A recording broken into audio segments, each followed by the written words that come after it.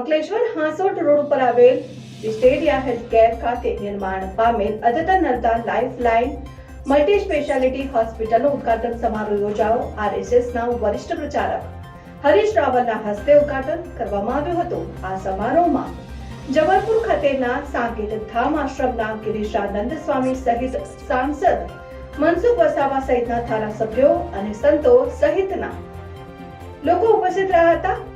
જોતા રહો Bharat times news.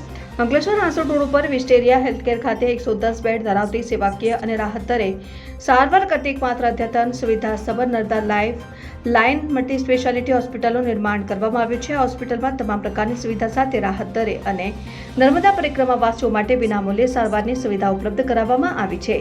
ત્યારે આજ રોજ આરએસએસના વરિષ્ઠ પ્રચારક હરીશ રાવલના હસ્તે ઉદ્ઘાટન કરવામાં આવ્યું હતું। આ ઉદ્ઘાટન પ્રસંગે જબલપુર ખાતેના સાકેત ધામ આશ્રમના ગિરીશાનંદ સ્વામી સહિત સાંસદ મનસુખ વસાવા, ભરૂચના ધારાસભ્ય રમેશ મિસ્ત્રી, ઝઘડિયાના ધારાસભ્ય રીતેશ વસાવા, રામકુંડના મહંત ગંગાદાસ બાપુ સહિતના ધારાસભ્યો અને હોસ્પિટલના સંચાલક જયમીન પટેલ સહિત સંતો, મહંતો અને આગેવાનો ઉપસ્થિત રહ્યા હતા।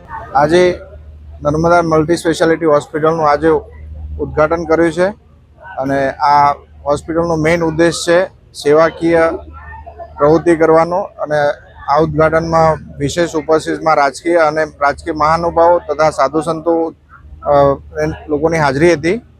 અને બીજું મેઇન રીઝન આ હોસ્પિટલનું એ છે કે બીજી બધી હોસ્પિટલ કરતાં આપણી હોસ્પિટલના અંદર 30 થી 35% રાહત અને સસ્તા દરે આપણે લોકોની સારવાર અને દવાનું કામ કરીશું। બીજું કહેવાનું એ હતું કે નર્મદા પરિક્રમાવાસીમાં જે પણ લોકો આવશે એમને આપણે વિનામૂલ્યે સારવાર કરીશું।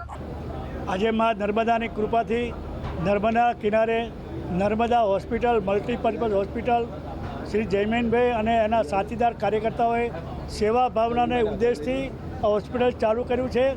આવે રોગી અને જાય નિરોગી એ પ્રકારની ભાવનાથી સેવા સાધનની કલ્પનાથી એમની પાસે જે કંઈ પૈસો આવ્યો છે એ પવિત્ર કામમાં વાપરવાની કલ્પનાથી સેવાભાઈ એમણે હોસ્પિટલ ચાલુ કર્યું છે।